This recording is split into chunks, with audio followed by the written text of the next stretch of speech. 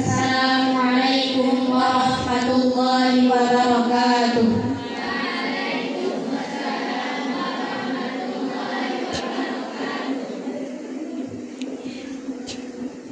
Bismillahirrahmanirrahim. Allahumma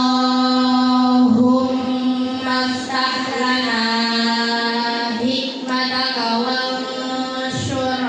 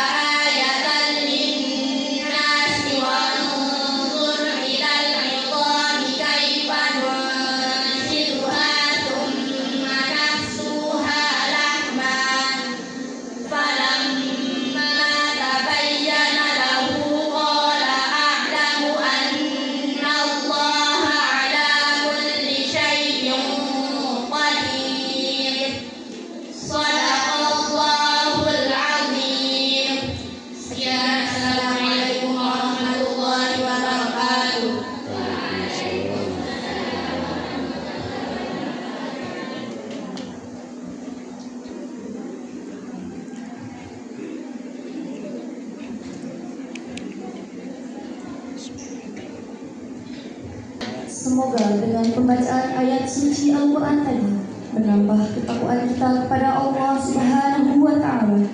Amin, amin ya rabbal alamin. Alladzi jama'ana fi hadzal sabah jama'an marhumah wa tafarruqana ba'da hadza tafarruqan maghfura.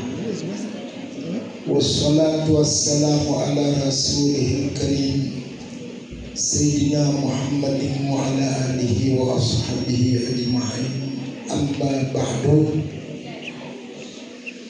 Dewan Harian Yayasan Pondok Pesantren Al-Halimi sama-sama kita hormati para kepala bagian dari tingkat RA sampai perguruan tinggi yang hadir. Juga kita hormati Dewan Asatidzah, kita muliakan juga hormati para santriwati yang sama-sama kita cintai dan banggakan. Syukur alhamdulillah di pagi hari Selasa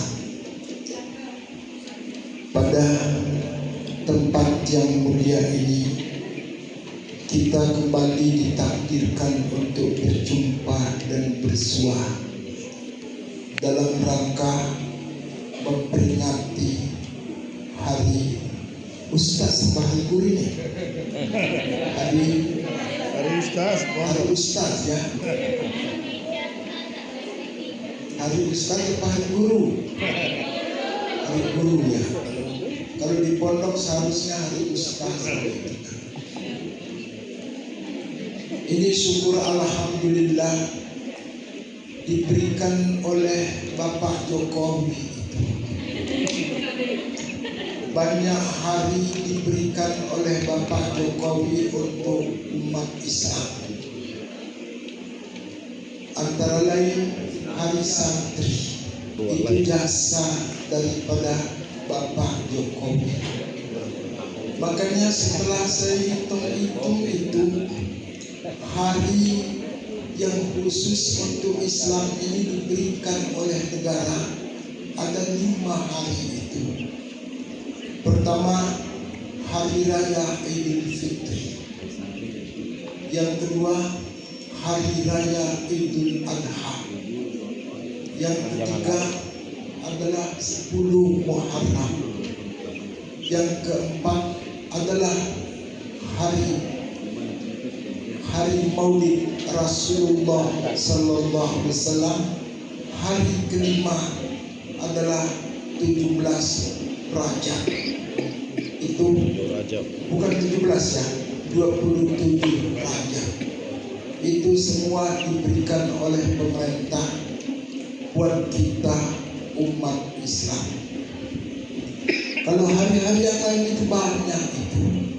Antara lain Hari Kesaktian Pancasila, kemudian Hari Sumpah Pemuda, lalu Hari Ibu, Hari Bapak, itu juga hari-hari semua itu. Nah, selanjutnya hari ini Hari Guru, yang sebenarnya saya ini diundang untuk ikut sekedar nimbrung, bukan untuk menyampaikan nasihat, tetapi karena diminta untuk menyampaikan nasihat, saya cocok menyampaikan nasihat untuk murid-murid saya kan begitu. Ini bagus-bagus murid-murid begitu. Kita juga guru itu bagus-bagus. Menurut Imam Ghazali, seorang guru itu bukan siapapun guru itu, dia wajib berjiwa legowo, berjiwa sabar, berjiwa tekun. Itu watak kepribadian seorang guru. Kenapa wajib begitu? Karena karakter murid-murid itu banyak sekali ragamnya begitu. Ada yang bohong, ada yang biasa-biasa saja, ada yang kasar, ada yang keras, ada yang pintar, ada yang bodoh. Ini yang harus kita hadapi menjadi seorang guru dengan jiwa yang legowo, jiwa yang sabar, jiwa yang tekun. Karena kalau tidak begitu, ini murid-murid itu akan patah semangatnya. Kalau guru umpama tidak sabar, guru tidak legowo, menerima watak kepribadian murid-murid yang berbeda-beda, murid-murid itu nanti patah semangat dia. Kalau murid patah semangat, itu tidak akan tercapai cita-citanya. Dan kita perlu ingat, murid itu dia berubah-ubah. Murid itu dia berubah-ubah itu murid. Boleh jadi saat sekarang ini dia bandel begitu. Lama-kelamaan itu bisa berubah menjadi anak yang taat. Nah, ini menurut cerita sahih Al-Makburlah Tuan Guru Muhammad Ridwan yang ada di Perlis. Dulu ceritanya almarhum itu bandel dia, suka menertawakan gurunya. Satu ketika dia sedang tertawa, lalu diludahi dia. Ketika dia ngaji diludahi oleh Al-Makburlah Tuan Guru Mustafa, kakak daripada Al-Makburlah Tuan Guru Ibrahim. Dari sejak itu tidak pernah tertawa beliau, terus tekun menerima pelajaran. Yang akhirnya dia memang dasarnya itu lumayan bodoh, tetapi setelah dia itu tekun, kenapa dia berubah drastis, sehingga apapun pelajaran itu bisa dia paham. Dan ketika menjadi ustaz itu tidak pernah dia menolak kitab apa yang diberikan, langsung dia ajarkan. Sampai-sampai digelari beliau itu menjadi guru sampai hajat. Artinya apa? Diberikan kitab balaghah, dia bapak luar balaghah itu. Diberikan alur keruan itu, walaupun dia bongong-bongong itu, tapi bisa diberdendang sendirian, walaupun tanpa kecimon, walaupun tanpa rebana. Namun itu timbangan baik syair, mizan dan takbir itu pintar dan banyak syair-syair yang diupah begitu. Ini perubahan dari seorang santri yang dasarnya bodoh, bohong, belum bandel, tetapi begitu menjadi tuan guru yang hebat. Nah, oleh karena itu kita sabar. Jadi guru itu tetap sabar, dan guru itu akan mendapatkan ujian yang berat sekali, bukan hanya dari pelajar, bukan hanya dari santri. Kadang-kadang guru itu dari istrinya, kadang-kadang dari anaknya begitu. Guru kadang-kadang bisa mengajar anak orang, bisa sukses anak orang diajarnya. Guru kadang-kadang bisa sukses mengajar istri-istri orang, tetapi tidak bisa itu anaknya menjadi sukses. Anaknya bandel kadang-kadang begitu. Bahkan kadang-kadang ada anaknya menjadi narkobois, suka minum, dan seterusnya. Nah, seketika itu jangan putus asa menjadi guru, karena banyak itu guru mengatakan itu istri saya tidak bisa saya atasi, tidak usah sudah ajar di pondok. Anak saya juga tidak bisa saya atasi, tidak bisa sudah, tidak usah ajar di madrasah. Jangan begitu. Itu memang manusia. Jangankan kita manusia biasa, kan Nabi Nuh itu apa kekurangannya Nabi Nuh? Seorang nabi, seorang rasul, seorang orator, seorang anak namanya Nabi Rasul. Tetapi kenapa istrinya tidak bisa dia dakwahi? Kenapa juga anaknya bandel menjadi orang kafir, mati itu dilalap, mati dia digulung oleh tsunami, kan begitu. Yang penting misi kita menjadi guru itu, tugas kita itu adalah menjadi waris. Al ulama warasatul anbiya. Ulama itu adalah menjadi waris para nabi. Waris apa? Waris daripada menyebarkan agama Islam, begitu. Dan juga ini perlu diperhatikan itu oleh kita jadi guru. Jangan kita mengajar itu dengan standar, dengan memakai standar gaji. Jangan. Walaupun tanpa gaji, silahkan kita sama-sama tetap mengajar. Nah, ini pengalaman ini. Kalau sekarang syukur alhamdulillah banyak guru-guru yang sudah disertifikasi. Kalau dulu saya, Tuan Guru Suhaili, Tuan Guru Najib, tidak ada nuknya itu, tidak ada honornya. Tidak ada honor sama sekali. Untungnya sewaktu itu masih bajang, sekedar bisa merokok. Kalau nasi tidak saya pedulikan nasi itu.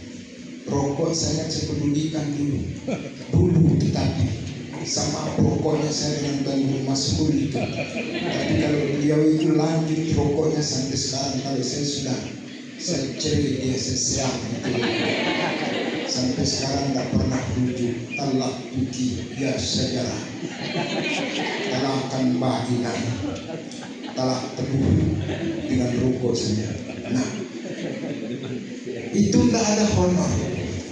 Lalu kita berinisiatif, masih ingat saya, Tuan Guru Najib, kita musyawarah untuk mencari dana, sekedar uang sabun istilahnya dulu itu.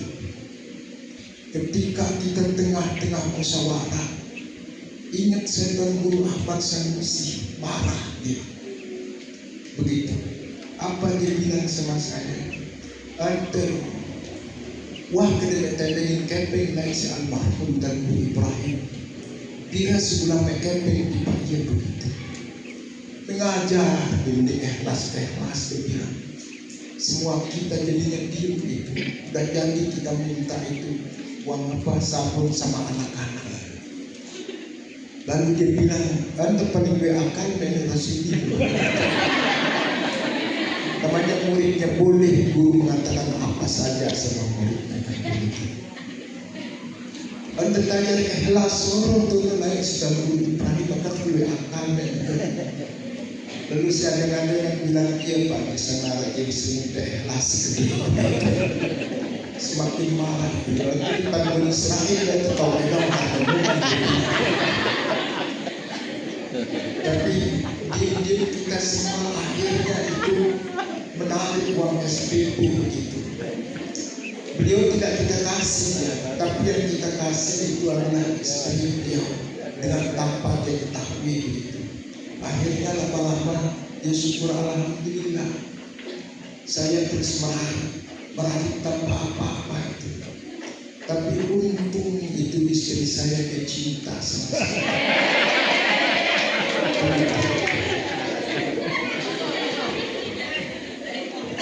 Di Karangmedai di Purbalingga, was tantang berdiri saya. Tak ada lain dunia akhirat, cuma kakanda yang paling besar.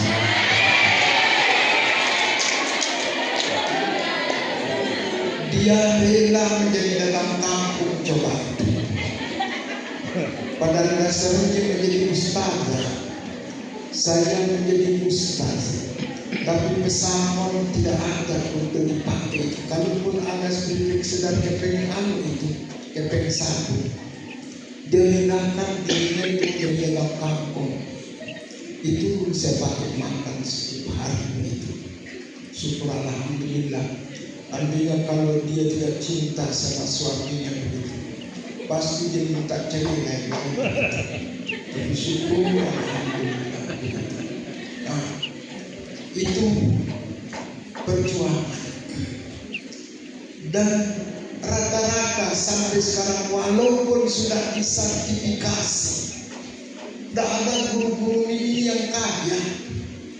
Seharusnya seorang yayasan itu paling tidak dia harus punya mobil pribadi, mobil Mercedes. Tapi sayang itu menunjukkan betapa sempurna guru-guru itu.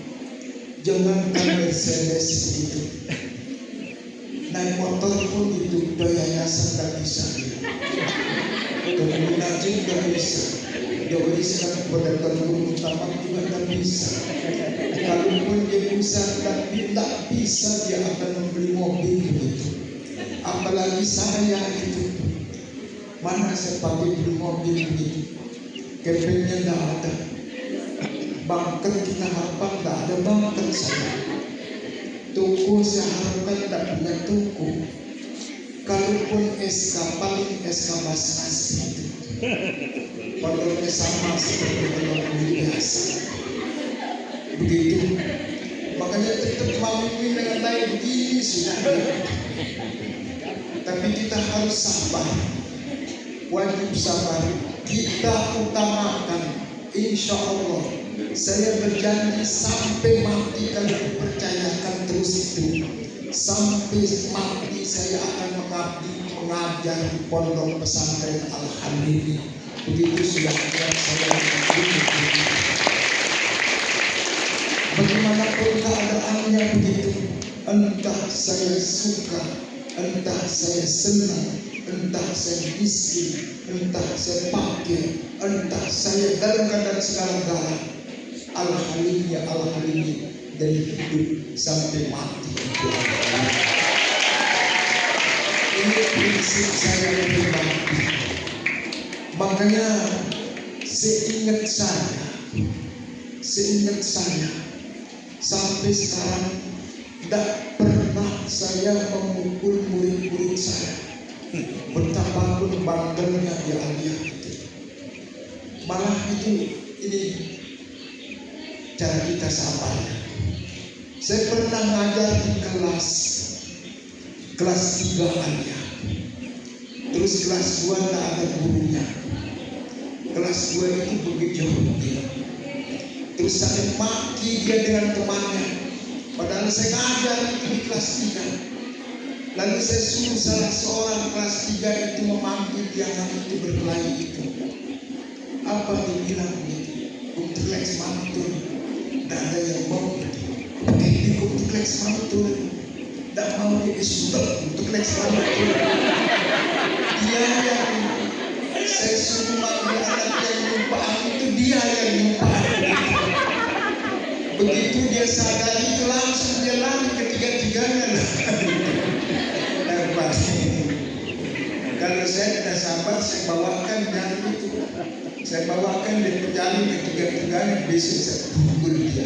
Tapi begitulah sikap kita sebagai seorang guru. Nah, kemudian sebagai seorang murid itu, seorang murid itu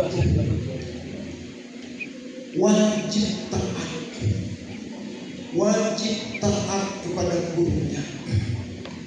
Karena wajib taat kepada guru itu salah satu syarat untuk memperoleh ilmu yang barokah. Ada dulu seketika saya mahasiswa, saya baca itu koran. Ada satu pondok pesantren, seorang murid yang terkenal cerdik, pandai, pintar, begitu. Tapi sayangnya anak itu bandel sama guru-gurunya. Dilaporkan kepada kiai, lalu anak itu dipanggil, dinasihati oleh kiai. Namun pelajaran dari kiai itu tidak dia terima, tetap wataknya yang bandel kurang ajar itu. Dilaporkan lagi, sampai 3 kali tidak mau menerima nasihat kiainya. Lalu apa kata kiainya? Kamu saat sekarang ini keluar dari pondok, ilmu saya sama kamu ini tidak punya barakah. Lalu dia diludahi, karena sudah dikeluarkan itu oleh kiainya dan diludahi oleh kiainya itu. Sebegitu pinternya anak itu. Padahal kalau dia pulang pasti akan menjadi tokoh yang diidolakan. Tapi karena kiainya itu marah sama dia, kemana dia pulang? Pulangnya itu tidak ke rumah, tapi dia pulang itu na'udzubillah min dzalik, ke panti WTS. Tahu WTS itu kan? Wanita tuna susila. Kalau bahasa Sasak apa itu WTS itu? Ube.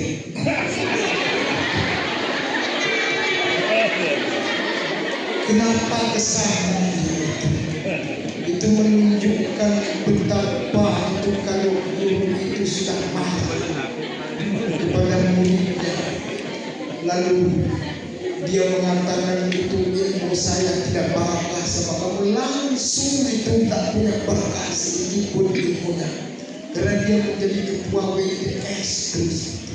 Na'udzubillah min dzalik.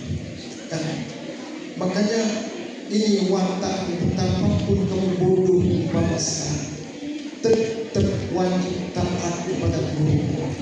Walaupun banyak sekarang cucu-cucu saya, jangan pedulikan dia. Kalau dia tidak taat, silakan lakukan hukuman yang ada sesuai dengan peraturan yang ada di pondok. Bahkan anak saya, hukum dia hukum, saya rela itu dihukumkan begitu, demi untuk kemajuan kita bersama. Nah selanjutnya lagi sedih, seorang murid sering saya sampaikan itu berkata, belajar itu tidak bisa kita belajar santai-santai itu. Menurut ta'limul muta'allimkan, kalau kamu sudah diajarkan 1 kali oleh gurumu, mutalaahkanlah dia berpuluh-puluh kali. Walaupun kamu sudah paham, ulangi. Kalau kamu belajar seperti itu, tidak usah kamu tunggu di tamat aliyah, apalagi S1, S2. Sebelum kamu tamat aliyah, insya Allah kamu akan menjadi ustaz. Insya Allah ta'ala. Nah ini sekedar nasihat singkat yang bisa saya sampaikan, dan syukurnya kita di sini sudah saya sampaikan itu di Pondok Putra. Ketika penamatan kita sudah 3 tempat menamatkan kitab, Darul Quran tamat kitabnya, kemudian Pondok Pesantren Pondok Putra 2 kitab tamat di sana, 4 dengan dibilang tepung itu, mudah-mudahan ilmunya mereka tamatkan itu barakah adanya. Amin ya rabbal alamin. Ini sekali lagi yang dapat yang sampaikan, atas perhatian dan ucapkan banyak terima kasih. segala hilang kekurangan yang menasihati.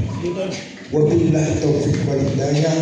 Wassalamualaikum warahmatullahi taala wabarakatuh.